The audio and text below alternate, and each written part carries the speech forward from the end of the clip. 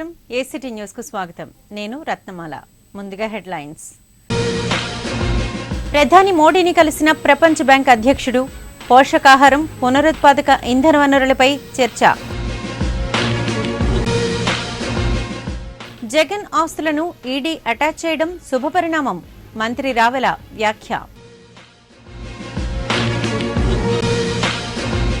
Protocol ప్రకారం ఎమ్మెల్సీలను గౌరవించాల్సిందే AP legislative council committee of privileges chairperson Visakha steel bay half మారథాన్ను విజయవంతం చేయాలి జిల్లా కలెక్టర్ యువరాజ్ పిలుపు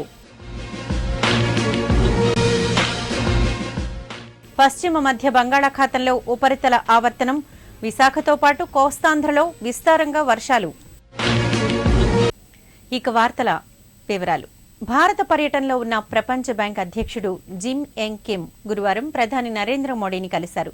ప్రధానమంత్రి కార్యాలయంలో జరిగిన ఈ భేటీలో పోషకాహారం పునరుత్పాదక ఇంధన వనరులు వంటి అంశాలపై చర్చించారు. ఈ సందర్భంగా ప్రపంచ బ్యాంక్ అధ్యక్షుడు కిమ్ మాట్లాడుతూ భారత్ వేగంగా అభివృద్ధి చెందుతున్న దేశమని పేర్కొన్నారు. భారత్ చేపట్టే అభివృద్ధి పనులకు ప్రపంచ బ్యాంకు నుంచి పూర్తి మద్దతు ఉంటుందన్నారు. వైకాపా అధినేత జగన్ అవినీతి సామ్రాజ్యం పునాదులు కదులుతున్నాయని మంత్రి రావెల కిషోర్ బాబు అన్నారు. అక్రమాస్తుల కేసులో జగన్ కు చెందిన 749 కోట్ల రూపాయలు విలువ చేసే ఆస్తులను ఎన్ఫోర్స్మెంట్ డైరెక్టరేట్ అటాచ్ చేయడాన్ని ఆయన స్వాగతించారు. ఇది శుభపరిణామమన్నారు. జగన్ లాంటి ఆర్థిక ఉగ్రవాదికి ఈ రాష్ట్రంలో ఉండే అర్హత లేదని వ్యాఖ్యానించారు. జగన్ కు ప్రజలే బుద్ధి చెబుతారని విమర్శించారు.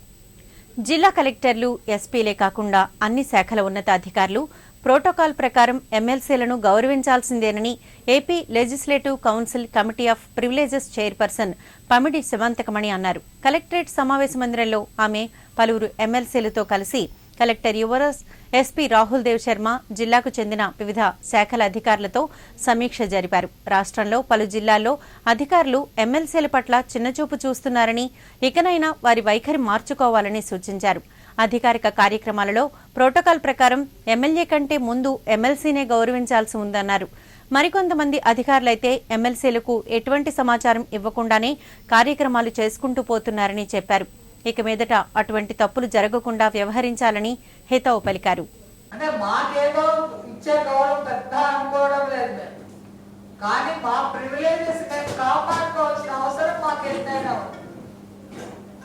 దాన్ని బట్టి ఇప్పుడు మెంబర్స్ అందరూ కూడా ఒక విశాఖపట్నం అనేది కాదు, చాలా వరకు జరుగుతూ ఉన్న విషయాలను గురించి మీకు తెలియజేయడం జరుగుతాం.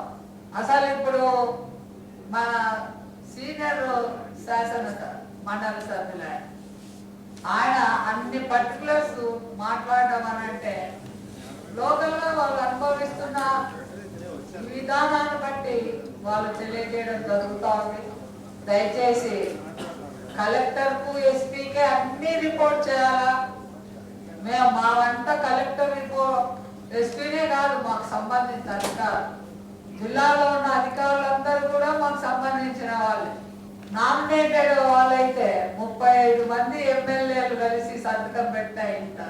లోకల్ బాడీస్ ఎమ్మెల్సీలు కావాలంటే వాళ్ళు కూడా ఎంతో ఎంతో బాధ్యత కలిగిన వాళ్ళు, అక్కడ లోకల్ గా వాళ్ళ యొక్క ప్రాతినిధ్యత పెంచుకున్న వాళ్ళు కాబట్టి వాళ్ళు ఎలక్టెడ్ కావడం జరిగింది. మరి అటువంటిప్పుడు లోకల్ గా ఉన్న డిస్ట్రిక్ట్ అఫీషియల్స్ దయచేసి ఆ పద్ధతులు మార్చుకుంటే బాగుంది. విశాఖ స్టీల్ బే హాఫ్ మారథాన్ను నగరవాసులు, క్రీడాభిమానులు విజయవంతం చేయాలని జిల్లా కలెక్టర్ ఎన్ యువరాజ్ కోరారు. సంబంధిత టీషర్ట్లను నగరంలోని ఓ హోటల్లో DRDA PD Satyasai Srinivas, doctor రాజేష్లతో కలిసి ఆవిష్కరించారు. ఈ సందర్భంగా ఆయన మాట్లాడుతూ రాష్ట్రంలోనే తొలిసారిగా ఈ నైట్ బే హాఫ్ మారథాన్ను నిర్వహిస్తున్నట్లు చెప్పారు. జీవీఎంసీ, పోలీస్, రెవెన్యూ, పర్యాటక శాఖల సహకారంతో ఈ ఈవెంట్ సజావుగా సాగుతుందన్న ఆశాభావం వ్యక్తం చేశారు. ట్రాఫిక్ నియంత్రణ చర్యలపై పోలీస్ కమిషనర్ సంబంధిత అధికారులతో శుక్రవారం చర్చిస్తారని తెలిపారు. విశ్వప్రియ ఫంక్షన్ హాల్ నుంచి గీతం కళాశాల వరకు సాగే ఈ హాఫ్ మారథాన్లో ప్రధాన వేదికతో పాటు మరో 24 వేదికలపై సాంస్కృతిక ప్రదర్శనలు ఉంటాయని చెప్పారు. మనము విశాఖపట్నంలో ఈ నైట్ మారథాన్ వచ్చే 2వ తారీఖు నైట్ 7 గంటల తర్వాత అప్ టు 10 వరకు మనం ప్లాన్ చేసుకుంటున్నాము. దానికి వైజాగ్ స్టీల్ బే మరాథాన్ అని చెప్పి మనము ప్రాపర్గా ప్లాన్ చేసుకుంటూ నిర్వహిస్తున్నాము. దీంట్లో ఈ ఈవెంట్ని డీప్ ట్రస్ట్ వాళ్ళు ముందు నుంచి ప్రాపర్గా బ్యాక్ సైడ్ అంతా కూడా కావాల్సిన వర్క్ అని కూడా చేసుకుంటున్నారు. మన వైజాగ్ స్టీల్ ప్లాంట్ వాళ్ళు టైటిల్ స్పాన్సర్గా ఉండి ఈ ఈవెంట్కి వాళ్ళ మద్దతు తెలియజేస్తున్నారు.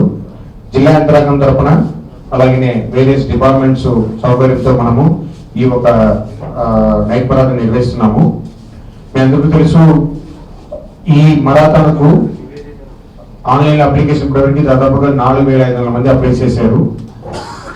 మన జిల్లాలో బల్క్ కింద దాదాపుగా 3,000 మంది దీనికి పార్టిసిపేషన్ కు వాళ్ళు ఒక ఇంట్రెస్ట్ చూపించారు. సో మనం ఒరిజినల్ గా 7,000 అనుకున్నాం, ఇప్పటికే 7,500 అయిపోయింది. ఇక్కడ వచ్చిన వాళ్ళందరూ కూడా ఈ టీషర్ట్ మనం ఈరోజు ఏం రిలీజ్ చేసాము, ఈ ఒక టీషర్ట్ బిప్ అలాగే కిట్ ఇవ్వబడుతుంది. ఈ ఒక డీటెయిల్డ్ ప్రోగ్రామ్ నిన్న ప్రెస్ మీట్ పెట్టి కూడా మనం చెప్పడం జరిగింది. ఈ పబ్లిక్ లో కూడా వెళ్ళాలని చెప్పి ప్రతి ఒక టైం ఇంటర్వల్ ఒక ఈవెంట్ పెట్టుకున్నాము. ఎల్లుండి మార్నింగ్ మన పంచాయతీ మినిస్టర్ గారు దీనికి సంబంధించిన మెడల్ కూడా రిలీజ్ చేస్తారు. సో కాబట్టి ఆ ప్రకారం మనము ఒకటిగా చేసుకుంటూ పోతున్నాము. ఇవన్నీ కూడా ప్రజల్లో చైతన్యం తీసుకురావాలనే ఉద్దేశంతో మనం చేసుకున్న కార్యక్రమము. పశ్చిమ మధ్య బంగాళాఖాతంలో ఏర్పడిన ఉపరితల ఆవర్తనం కొనసాగుతోంది. ఉత్తరాంధ్ర, దక్షిణ ఒడిశా తీరాలకు ఆనుకుని ఉపరితల ఆవర్తనం కేంద్రీకృతమై ఉంది. దీని కారణంగా మరో అల్పపీడనం ఏర్పడే అవకాశం ఉంది. దీని ప్రభావంతో రాగల 3 రోజుల్లో కోస్తాంధ్రలో భారీ నుంచి అతి భారీ వర్షాలు కురిసే అవకాశం ఉందని విశాఖ తుఫాను హెచ్చరికల కేంద్రం అధికారులు తెలిపారు. మరోవైపు నైరుతి రుతుపవనాలు చురుగ్గా కదులుతున్నాయి. ఈ నేపథ్యంలో గురువారం విశాఖ జిల్లాలో భారీ వర్షం కురిసింది. ఇప్పుడు చిన్న విరామం. బ్రాడ్బ్యాండ్ ఒక చరిత్ర. ఫైబర్ నెట్ కు స్వాగతం. పరిచయం చేస్తున్నాం అపరిమితమైన 20 Mbps కేవలం 999 రూపాయలకే. అద్భుతమైన వేగం, నమ్మశక్యం కాని అనుభవం కేవలం వేగవంతమైన యాడ్ ఫైబర్ నెట్ తో మాత్రమే. 428400 కి కాల్ చేయండి లేదా యాడ్ ఫాస్ట్ ని 56677 కి SMS చేయండి. తిరిగి వార్తల వివరాలు. 7వ వేతన సంఘం సిఫార్సుల ప్రకారం పెంచిన వేతనాలు కేంద్ర ప్రభుత్వ ఉద్యోగులతో పాటు పెన్షనర్లకు సైతం ఒరిగిందేమీ లేదని ఐఎన్టీయూసీ అనుబంధ east Coast railway Shramik Congress, HMS అనుబంధ ఈస్ట్ కోస్ట్ రైల్వే శ్రామిక్ యూనియన్ల నేతలు తమ్మినేని నరసింహరావు, పీజే జగన్నాథరాజులు అన్నారు.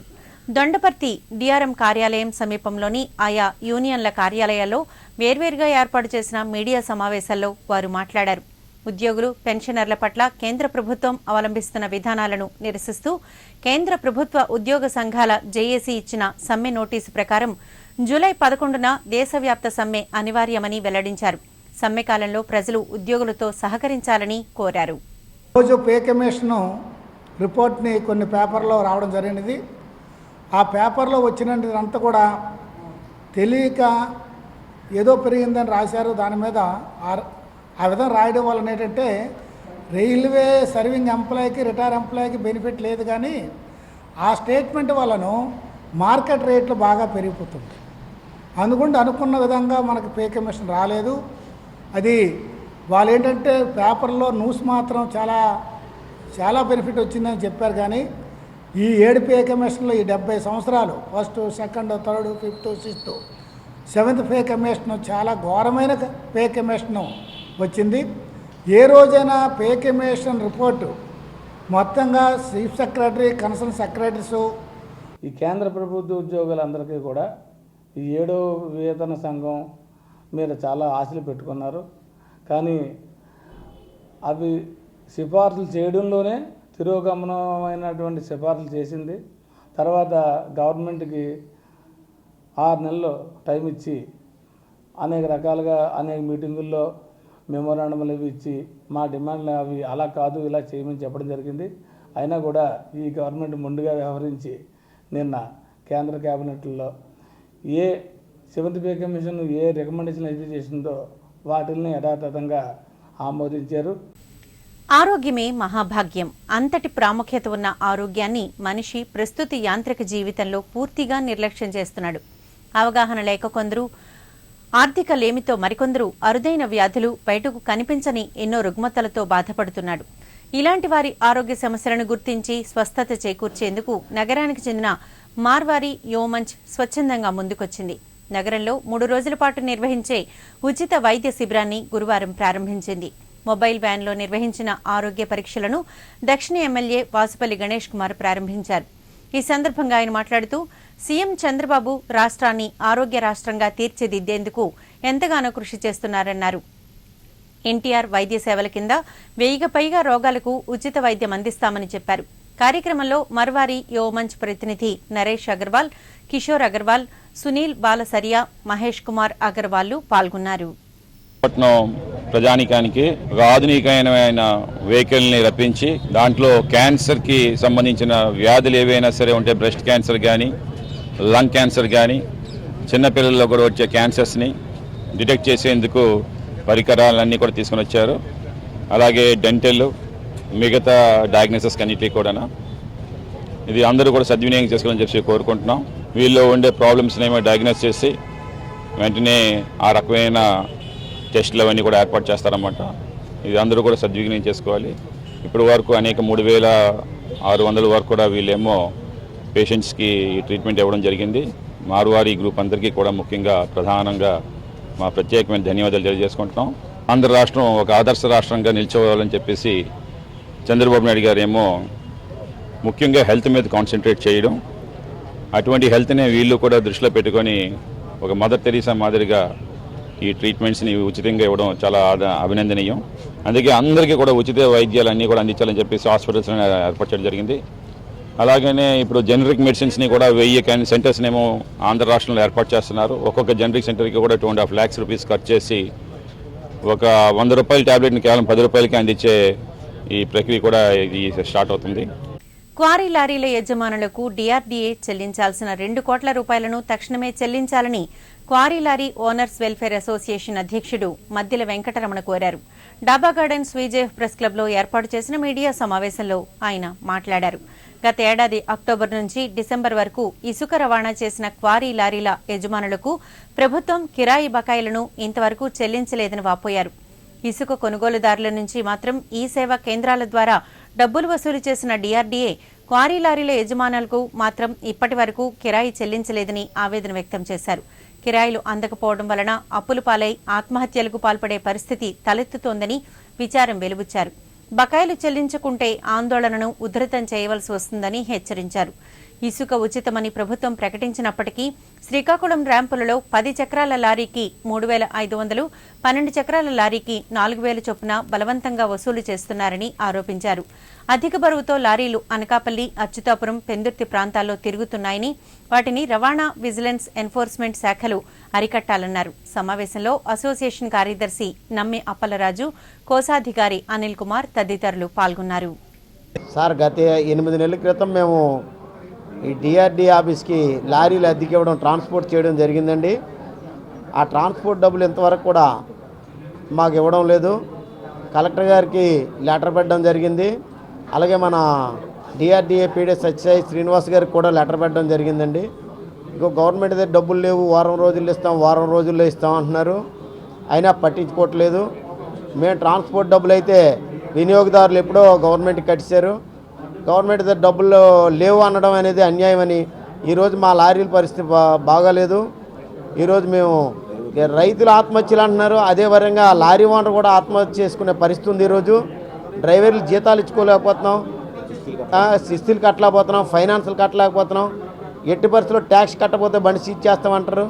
అలాంటిది మాకు 8 నెలల నుంచి పేమెంట్కి ఇబ్బంది పెట్టడం ఇది చాలా ఘోరం అని, చాలా అన్యాయం అని మేము కలెక్టర్ గారికి తెలియపరుస్తున్నాం.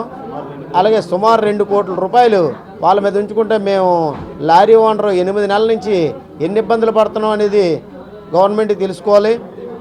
అయితే మా ఇబ్బందులు ఇలాగే ఉంటే మాత్రం డిఆర్డీ ఆఫీస్ దగ్గర మేము ధర్నాకు కూడా సిద్ధమని చెప్పి మీడియా సోదరుల ద్వారా తెలియపరుచుకుంటున్నాం. అలాగే శ్రీకాకుళంలో ఇసుక గవర్నమెంట్ ఫ్రీ అని చెప్పి పాలసీ పెట్టింది. ఈరోజు 3,500, 4,000 రూపాయలు ఈరోజు వసూలు చేస్తున్నారు అక్కడ దౌర్జన్యంగా. లేదు, కనీసం అక్కడ ఏ ప్రాబ్లం ఉన్నా ఎవరు పట్టించుకోవడం లేదు. ఎన్టీఆర్ విద్యా పథకంలో భాగంగా తూర్పు నియోజకవర్గం శాసనసభ్యుడు వెలగపూడి రామకృష్ణబాబు సొంత నిధులతో సమకూర్చిన నోట్ పుస్తకాలను లాసెన్స్ బే కాలనీలోని శాంతి ఆశ్రమం ప్రాథమికోన్నత పాఠశాల విద్యార్థులకు పంపిణీ చేశారు. ఈ సందర్భంగా స్కూల్ నిర్వాహక కమిటీ చైర్మన్ రామకృష్ణరాజు మాట్లాడుతూ 50 ఏళ్ల చరిత్ర కలిగిన స్కూల్ను దాతల సహాయ సహకారాలతో అంచెలంచెలుగా అభివృద్ది చేసినట్లు చెప్పారు. కార్యక్రమంలో స్కూల్ ప్రధానోపాధ్యాయులు డివిఆర్ ఆంజనేయులు, జ్యోతి, సాయినాథరావు పాల్గొన్నారు. ఇప్పటికే 50 సంవత్సరాలు పూర్తి చేసుకున్న స్కూల్ ఇది.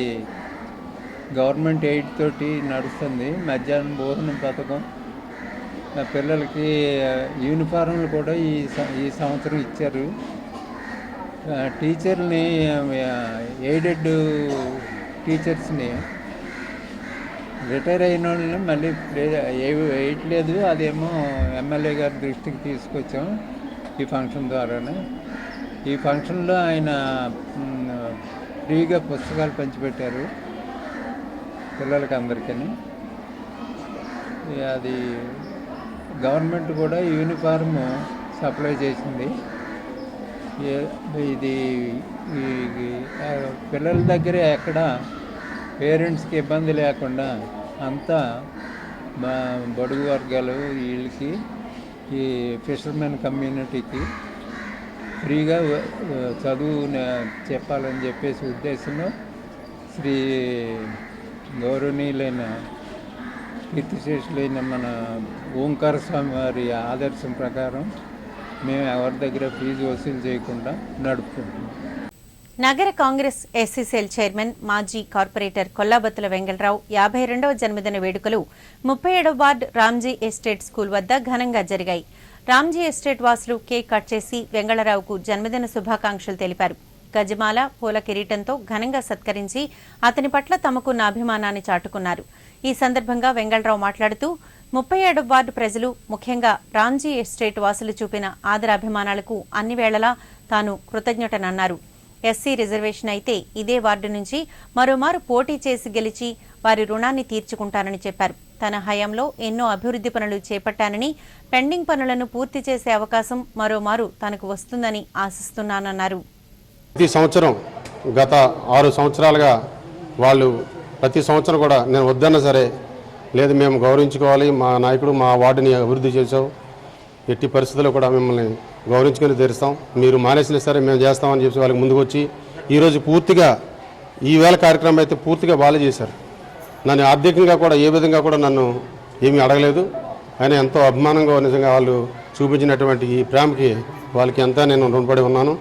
అలాగే రాబోయే రోజుల్లో అవకాశం ఉంటే ఈ వార్డు మళ్ళా వాళ్ళ కోరిక మేరకు నేను మళ్ళా పోటీ చేయడం సిద్ధంగా ఉన్నాను. ఎందుకంటే గతంలో ఈ వార్డుని చాలా అభివృద్ధి చేయడం జరిగింది. నేను ఉండగా చాలా పెండింగ్, ప్రజెంట్ నేను ఎక్కడి నుంచి మాట్లాడుతున్నాను, ఈ హాస్పిటల్లో ఈ యొక్క దీనికి 49 లక్షల శాంక్షన్ చేసి దాదాపు 4 సంవత్సరాలు అవుతున్నా సరే, 5 సంవత్సరాలు అవుతున్నా సరే ఈరోజు అతి లేదు. అలాగే శ్మశానం కూడా వాళ్ళు కొంచెం ₹1 కోటి శాంక్షన్, నా టైంలో శాంక్షన్ అయింది కూడా ఈరోజు అతి లేదు. అలాగే డ్రైనేజ్ వ్యవస్థ పాడైపోయింది, రోడ్లు పాడైపోయినాయి. ఇవన్నీ కూడా బాగుపడాలంటే మళ్ళా సరైన నాయకులు, సరైన వాళ్ళు రావాలి కంపల్సరిగా. అందుకే ఏదైతే నా టైంలో ఇంకా పెండింగ్లో ఉన్నాయో అవన్నీ కూడా పూర్తి చేసుకోవాల్సిన అవసరం ఎంతైనా ఉంది. కాబట్టి తప్పనిసరిగా నేను అవకాశం ఉంటే రిజర్వేషన్ కంపల్సరిగా, ఇది ఎస్సీ అయితే నేను కంపల్సరిగా పోటీ చేస్తాను కూడా ఈ సందర్భంగా తెలియజేస్తూ, ముఖ్యంగా ఈరోజు చాలామందికి వికలాంగులకి, మళ్ళీ వితంతులకి, వీళ్ళందరికీ కూడా బియ్యం పంపిణీ కార్యక్రమం, మళ్ళీ ఆర్థిక సాయం వాళ్ళకి చేయడం జరిగింది. ఎందుకంటే చాలామంది పెన్షన్ రాకుండా బాధపడుతున్నారు. ఈవేళ ఏదో నేను ఇచ్చానని చెప్పేసి వాళ్ళకి ఏదో జరిగిపోదు, కానీ ఉన్నంతలో ఏదో ఆర్థికంగా నాకున్నంతలో సాయం చేయాలనే ఉద్దేశంతో వాళ్ళకి ఈరోజు సాయం చేయడం జరిగింది.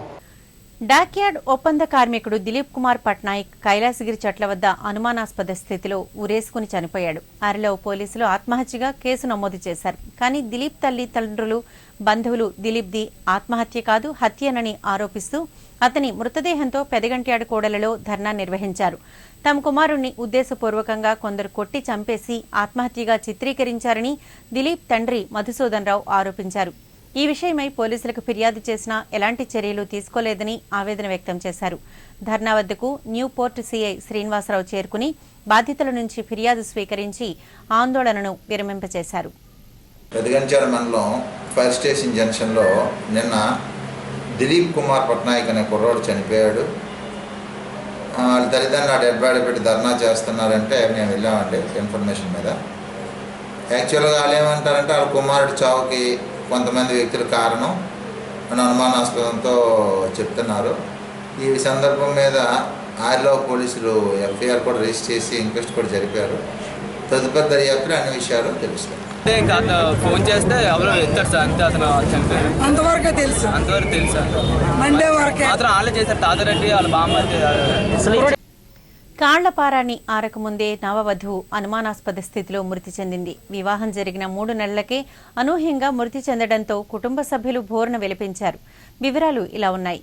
ఉక్కు నగరం సెక్టర్ 2లో నివాసముంటున్న ఉక్కు ఉద్యోగి ఆర్వి శ్రీనివాసరావు, పద్మావతి దంపతుల రెండో కుమార్తె హరికీర్తన హైదరాబాద్లోని ఓ సంస్థలో డేటా అనలిస్టుగా పనిచేస్తోంది.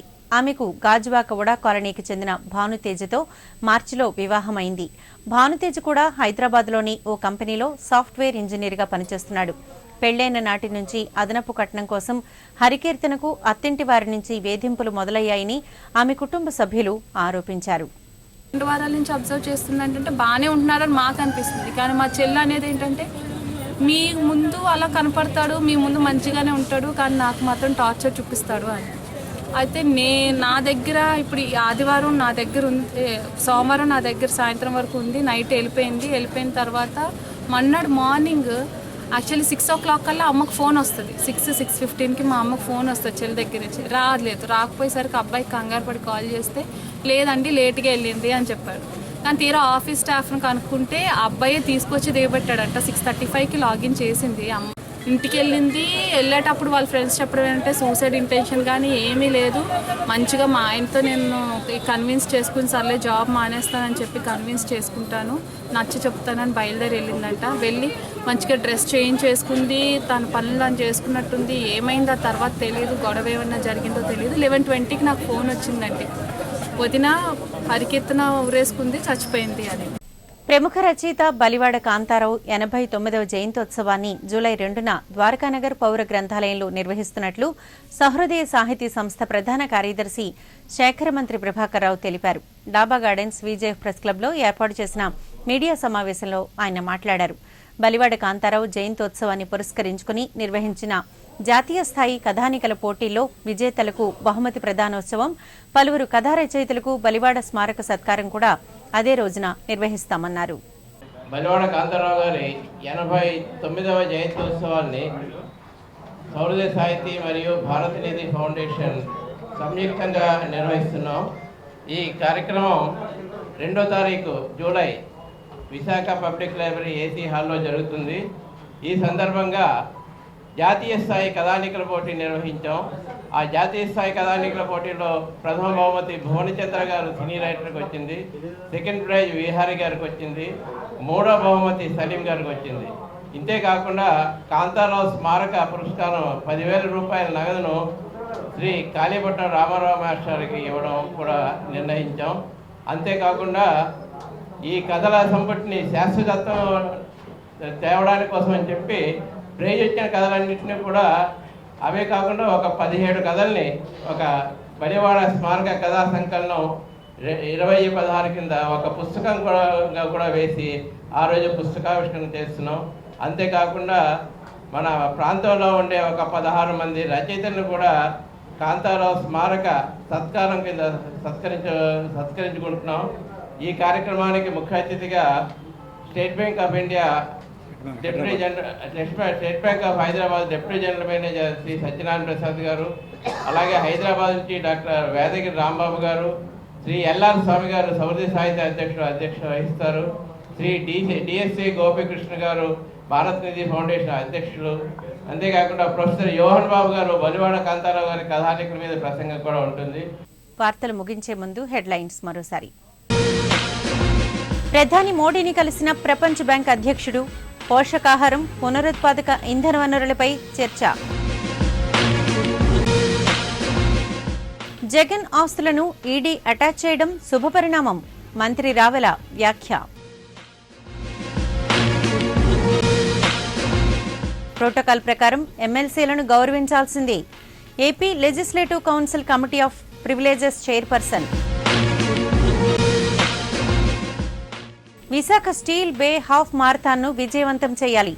జిల్లా కలెక్టర్ యువరాజ్ పిలుపు. పశ్చిమ మధ్య బంగాళాఖాతంలో ఉపరితల ఆవర్తనం. విశాఖతో పాటు కోస్తాంధ్రలో విస్తారంగా వర్షాలు. వార్తలు ఇంతటితో సమాప్తం. నమస్కారం.